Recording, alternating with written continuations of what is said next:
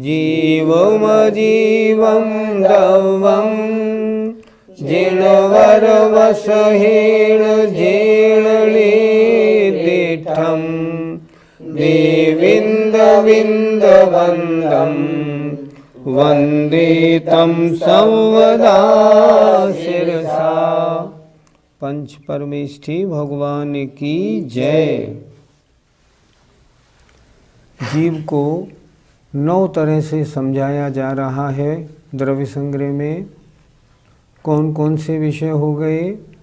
पहले तो जीव जीता है 10 प्राणों से या चेतन प्राण से।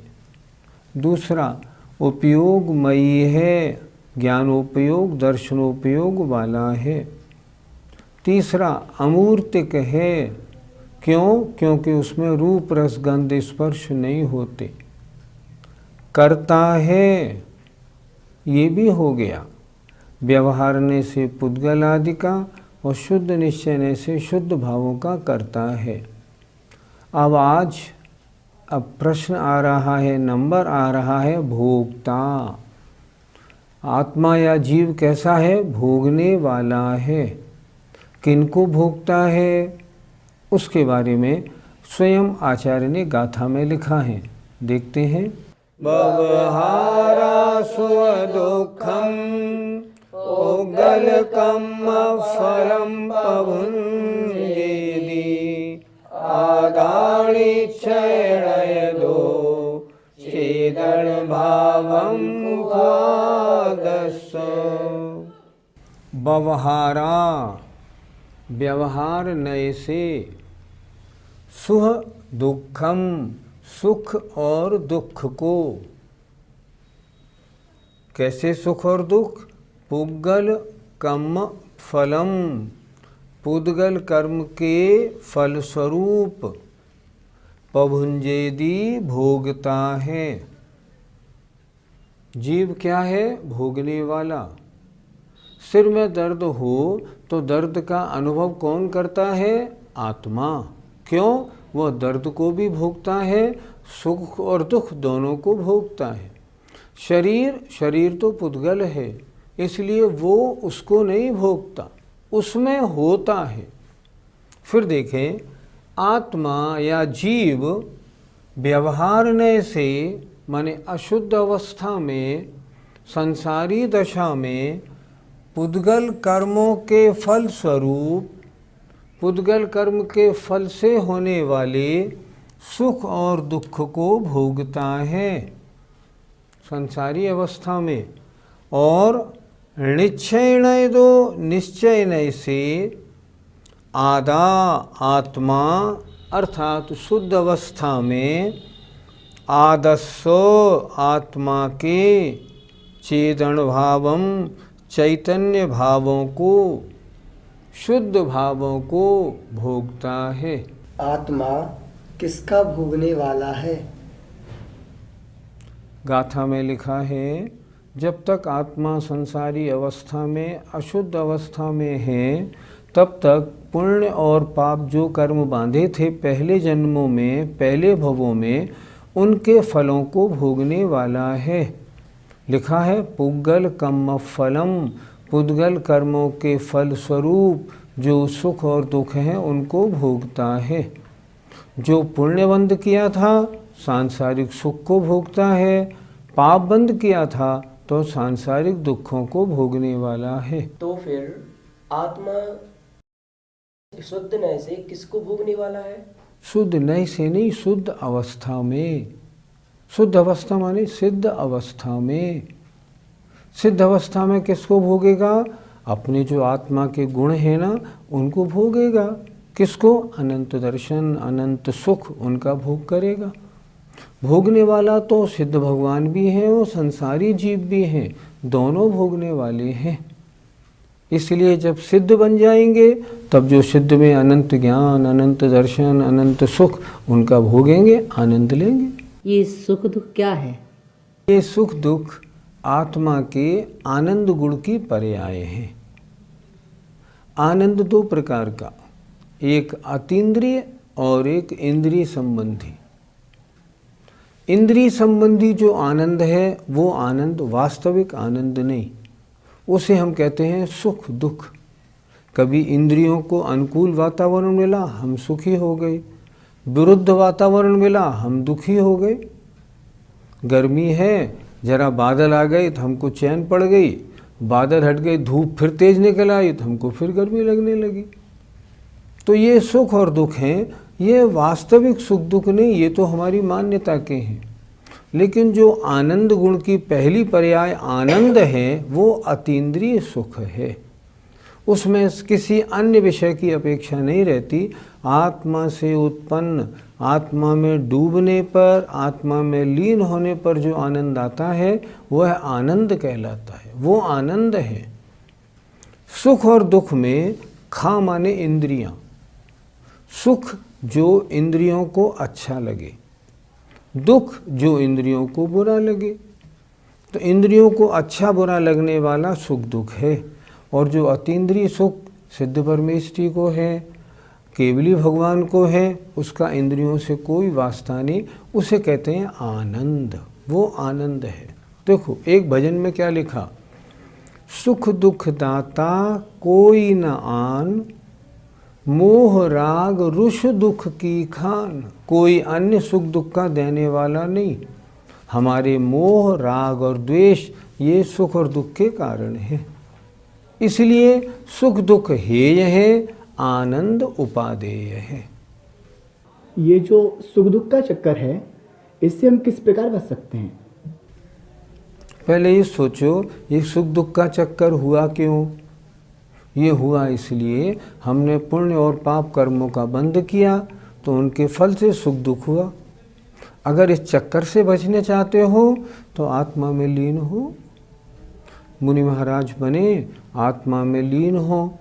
इस भव में नहीं, अगले किसी भव में अष्टकर्मों को नष्ट करके जो आनंद है, निराकुल आनंद जो सिद्धों को केवलियों को होता है, उसको प्राप्त करें। ये बचने का सही रास्ता है। अच्छा, सांसारिक अवस्था में भी सम्यक दृष्टि जीव को कर्म के फलस्वरूप सुख दुख की सामग्री तो मिलती है, पर वो उसमें सुख दुख मानता नहीं। क्यों? उन्होंने भजन में लिखा है, निज को निज पर को पर मान, फिर दुख का नहीं लेश निदान। शरीर में कोई कष्ट हुआ, मैंने अनुभव किया शरीर तो मुझसे पर है, मैं शरीर हूँ ही नहीं, तो फिर दुख का अनुभव भी खत्म हो जाएगा। शरीर से मेरा जो लगाव है, इसी कारण तो मुझे सुख दुख है। शरीर के अनुकूल सामग्री मिली, हम खुश हो गए, सुख मान लिया हमने, और शरीर के विपरीत मिली कोई सामग्री, हमने दुख मान लिया। तो इनसे बचने का रास्ता सम्यक दर्शन, सम्यक ज्ञान, सम्यक चारित्र, इनको प्राप्त करें। रत्नत्रय को प्राप्त करेंगे, सब ठीक हो जाएगा। इस प्रकार हमने समझा कि जब तक जीव अशुद्ध अवस्था में है, तब जो कर्म पहले बांधे हैं उनका समयानुसार फल आता है, उसके सुख दुख को भोगता है। और जब शुद्ध हो जाता है तो परम आनंद, निराकुल आनंद को भोगने वाला है। अतः जो भोगता है वह जीव है। अब आगे अगली गाथा में बताएंगे आत्मा कितना बड़ा होता है, अपने शरीर के बराबर, सदेह परिमाणु। आइए गाथा देखें। अणु गुरु देह पमाणो, अणु गुरु देह पमाणो, ओव संहार पसपदो चेदा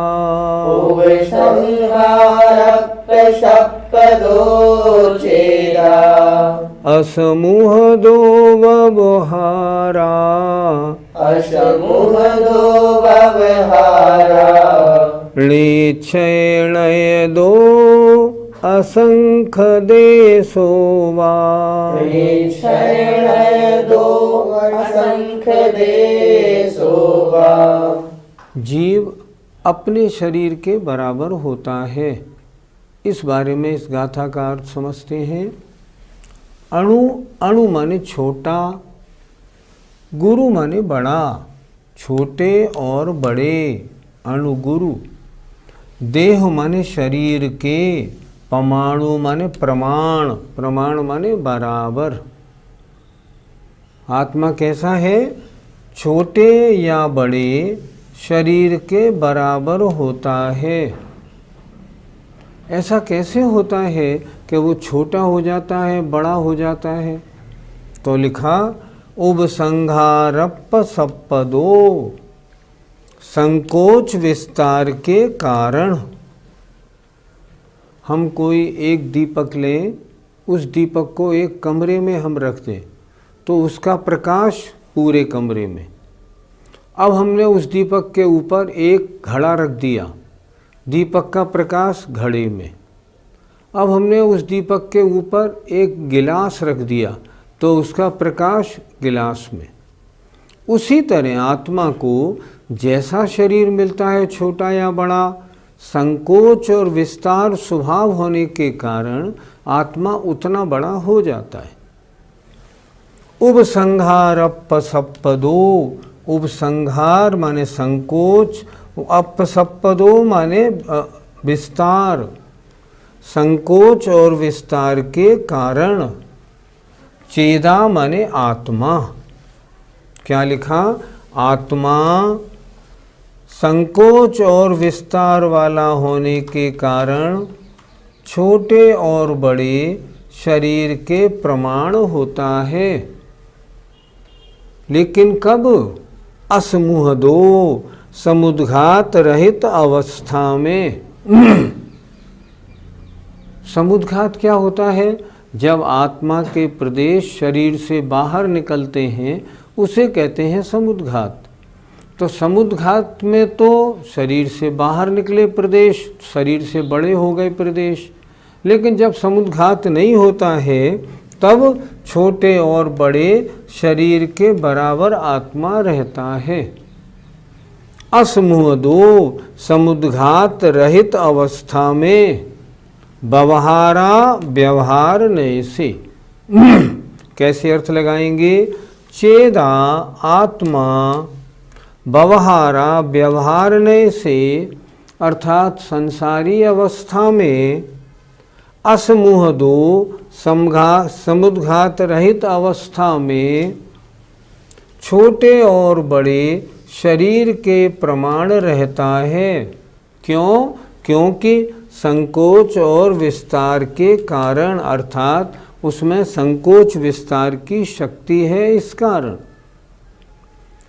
आत्मा मक्खी में आया तो मक्खी के बराबर हो गया, हाथी में आया हाथी के बराबर हो गया।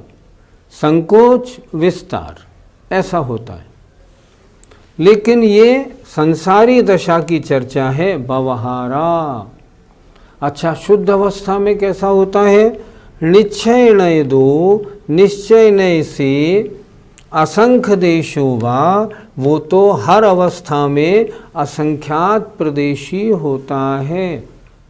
किसी अवस्था में रहे उसके असंख्यात प्रदेश रहते हैं। फिर एक बार देखें, चेदा आत्मा असमूह दो समुद्घात रहित अवस्था में व्यवहारने से संकोच और विस्तार के कारण छोटे और बड़े शरीर के प्रमाण होता है। लेकिन निश्चय नहीं दो, जब निश्चय से शुद्ध अवस्था में होता है तो असंख्य देशो वा, वह तो असंख्यात प्रदेशी रहता है। किसी अवस्था में रहे निश्चय से स्वभाव से वह असंख्यात प्रदेशीय है। पंडित जी, समुद्घात कितने प्रकार का होता है? ऐसे 7 प्रसंग हैं जिनमें आत्मप्रदेश शरीर से बाहर निकलते। पहला प्रसंग है कषाय समुद्घात। जब तीव्र कषाय आते हैं तब आत्मप्रदेश शरीर से बाहर निकलते हैं। कम से कम एक प्रदेश, अधिक से अधिक 3 गुने इतने बाहर निकलते हैं। और अगर जिसके ऊपर गुस्सा आए और उस समय आत्मप्रदेश बाहर निकले तो सामने वाले का मरण भी हो सकता है। ऐसा वर्णी जी ने अपने द्रव्य संग्रह में लिखा है। पहला कषाय समुद्घात। दूसरा वेदना समुद्घात। जब भयंकर पीड़ा होती है तब आत्मप्रदेश शरीर से 3 गुने तक बाहर निकलते हैं, भयंकर पीड़ा में। और उस समय क्या होता है, जब बाहर निकलते हैं और उस रोग की दवा कहीं रखी हो और उससे छू जाए तो कहते हैं रोग भी ठीक हो जाता है। यह है वेदना समुद्घात। तीसरा होता है विक्रिया समुद्घात। जैसे विष्णु कुमार महामुनि महाराज, रक्षाबंधन की कथा, उसमें उन्होंने अपना शरीर बड़ा बनाया। तो मूल शरीर तो छोटा था, तो ये बड़ा शरीर बना तो आत्मप्रदेश भी बड़े हो गए। ये क्या हुआ? विक्रिया समुद्घात, अर्थात विक्रिया करने के लिए। कभी कभी क्या होता है, एक शरीर के अलावा अन्य शरीर बना लिए तो विक्रिया हो गई, तो आत्मप्रदेश उनमें है, इसलिए ये आत्मप्रदेश इतने विस्तरित हो गए। एक होता है आहारक समुद्घात। जब कोई महामुनि महाराज हों और उनके दाहिने कंधे से नहीं, उनके सिर से एक पुतला निकले, आहारक शरीर, और वो शंका निवारण के लिए केवली शुद्ध केवली के पास जाए और लौट के आए, उसे कहते हैं आहारक समुद्घात। इसमें भी आत्मप्रदेश बाहर निकले और यहाँ से वहाँ तक गए। एक होता है मारणांतिक समुद्घात, अर्थात जब व्यक्ति मरण सम्मुख होता है उस समय उसके आत्मप्रदेश जहाँ अगला जन्म लेना होता है उस स्थान को छू के वापस आते हैं। उस समय भी आत्मा के प्रदेश आप अपने शरीर से बाहर निकलते हैं। एक होता है तेजस समुद्घात। तेजस समुद्घात 2 प्रकार का होता है। आत्मा में जो तेजस शरीर है वो बाहर निकलता है 2 कारणों से, और जब वो बाहर निकलता है तो आत्मा के प्रदेश साथ में रहते हैं। अगर कहीं ऐसे मुनि महाराज, बड़े तपस्वी मुनि महाराज हों और वे किसी स्थान पर जाएं और वहाँ उन्हें भयंकर रोग से ग्रसित सब लोग दिखें और उनके चित्त में दया आ जाए तो दाहिने कंधे से एक पुतला निकलता है सफ़ेद, और वो उस पूरे इलाके का 12x9 योजन के इलाके की बीमारी ठीक करके और समा जाता है। उस समय आत्मप्रदेश बाहर निकलते हैं, इसे कहते हैं शुभ तेजस। और अगर महान तपस्वी मुनि महाराज को, जैसे मान लो द्विपायन मुनि थे, उनको सामने वाले किसी के ऊपर किसी कारणवशात भयंकर क्रोध आ जाए, तब उल्टे हाथ से एक बिलाव के आकार का लाल सुरख पुतला निकलता है और वो उस 12x9 योजन में जितने भी जीव और वस्तुएं हैं उन सबको भस्म करके वो लौट जाता है। तब भी आत्मप्रदेश बाहर निकले तो वो कहलाता है अशुभ तेजस। 6. 7वां केवली समुद्घात। जब केवली भगवान का केवली संसार अवस्था में अंतिम अंतर्मुहूर्त आता है और उस अंतिम अंतर्मुहूर्त में आयु कर्म से 3 और अघातिया कर्म, वेदनीय, नाम और गोत्र की स्थिति ज़्यादा रहती है, तब उनकी स्थिति को आयु कर्म के बराबर करने के लिए उनके आत्मप्रदेश दंड, कपाट, प्रतर और लोकपूरण 4 तरह से बाहर निकलते हैं। उस समय भी समुद्घात होता है। क्यों? क्योंकि आत्म प्रदेश शरीर से बाहर निकले। तो ये 7 प्रसंग ऐसे हैं जिनमें आत्मा के प्रदेश शरीर से बाहर निकलते हैं, अन्यथा आत्मा शरीर के बराबर होता है। मरणांतिक समुद्घात किन जीवों के होता है? जिन जीवों के अगले भव संबंधी बहुत आकुलता व्याकुलता होती है उनके होता है, सब जीवों के होने का नियम नहीं। पंडित जी, क्या केवली समुद्घात सभी केवली करते हैं? इस संबंध में आचार्यों के 2 प्रमाण हैं। कुछ आचार्यों का कहना है कि जिनको 6 माह से अधिक आयु शेष रहने पर केवल ज्ञान होता है वे समुद्घात करें या न करें, लेकिन 6 माह से कम आयु रहने पर जिन्हें केवल ज्ञान होता है वे समुद्घात करते ही हैं। लेकिन आचार्य वीरसेन स्वामी कहते हैं ऐसा नहीं, सभी केवली समुद्घात करते। सिद्ध अवस्था में आत्मा का आकार किस प्रकार का होता है? जो मुनिराज अंतिम समय जिस आसन से जिस अवगाहना से होते हैं उससे कुछ कम, मान लो खड्गासन 500 धनुष की काया है और खड्गासन से उन्होंने मोक्ष प्राप्त किया, तो 500 धनुष से कुछ कम अवगाहना से उसी खड्गासन रूप उनके आत्मप्रदेश सिद्धालय में विराजमान रहते। और अगर पद्मासन से मोक्ष गए तो पद्मासन रूप पद्मासन की अवगाहना से कुछ कम रहते। संसार में सबसे छोटा शरीर और सबसे बड़ा शरीर किसका होता है? सबसे छोटा शरीर सूक्ष्म निगोदिया का और सबसे बड़ा शरीर स्वयंभू रमण समुद्र के मत्स्य का।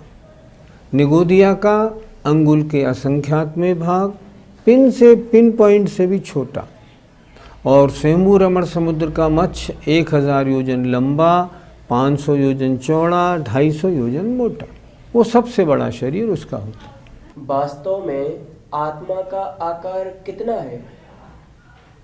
आत्मा वास्तव में लोकाकाश के बराबर है। अगर आत्मा पूरी फैले ना तो पूरे लोकाकाश के एक एक प्रदेश पर उसका एक एक प्रदेश आ जाएगा। आत्मा का आकार कितना बड़ा? लोकाकाश के बराबर। जब अष्टकर्म नष्ट होते हैं तो आत्मा को लोकाकाश के बराबर हो जाना चाहिए, फिर क्यों नहीं होता है?